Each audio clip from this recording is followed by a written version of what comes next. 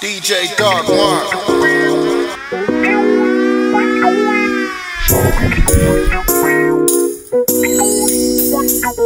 Won't you teach the youth? Let's talk about patterns of behavior.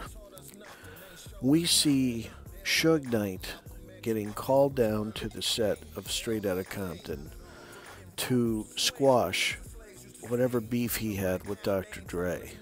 And, you know, obviously he felt that there was money owed from the Beats deal. He felt that there was money owed from the movie Straight Outta Compton. His character was being portrayed, his likeness and image was being used. He wanted to be paid. And that was all going to be settled by him coming down to the set of Straight Outta Compton. He didn't just decide that he was going to show up. He was called. He was told, please come down here. He showed up and he was chased off. He was told, hey, meet over at Knob's house right behind Tam's. And off he went to Knob's house. And when he was there, he was attacked by men with guns.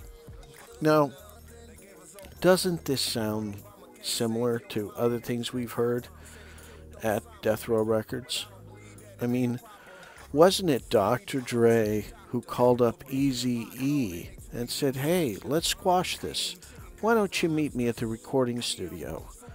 And when Eazy-E showed up by himself to the recording studio, there was Suge Knight with men and supposedly baseball bats. Some say guns, some say who knows what really happened. But the essence of the story is the same, and that's where Eazy-E signs over the rights to the DOC, Michel'le, and to Dr. Dre, to Suge Knight.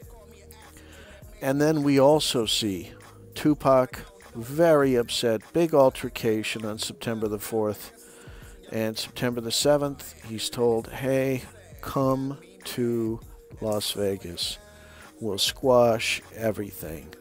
We'll figure it all out. We'll pay you. We'll give you your money. And so Tupac goes to Las Vegas. And one other thing I'd just like to throw in there about Tupac going to Vegas. Obviously, we have Snoop asking over and over again, cuz, you going to Vegas, cuz? You going to Vegas, cuz? So there was a little bit of confusion about whether or not Tupac would show up in Las Vegas. And so they were constantly asking him if he was going to Vegas. And people were calling him and saying, hey, are you going to Vegas? There was the whole thing that happened with his relative who had an AK-47 or whatever, and he was going to go to Atlanta and solve that instead. A lot of people in his family said, don't go to Las Vegas. You can, deal with this via phone and attorneys and what have you. But he decided he was going to go to Las Vegas. And interesting to note, there was a case that Tupac had. It was a possession charge in California, and David Kenner represented him 3 weeks before.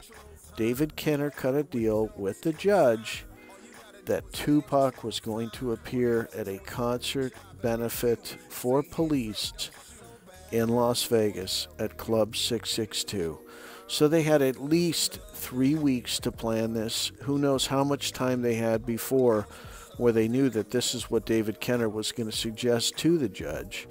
But they had at least 3 weeks to plan this, and Tupac agrees to the plea, and it's a very strange plea that he's going to give a concert in Las Vegas, and it's a California judge that enters that into Tupac's case. And so, obviously, the lesson that we learn from this is if anybody associated with Death Row Records calls you up and says, hey, let's squash something, be very careful when you show up to that meeting. Wake up, man, to a different plan. I ain't going nowhere. We don't need a different land. We was born here, Detroit City. I was sworn here. Call me an African, that may be my ancestors. You acting like I don't know better. Y'all acting like y'all knew better. I guess it's the reason y'all think y'all do better, man. And it's so sad. It got me mad, and it's so bad. Won't you help the youth? Won't you teach them the truth, huh? Good for nothing. You ain't good for nothing. Just over nothing. Just over nothing. I want you to something. I want you go and do something. Go and do something. Go and do something. So bad.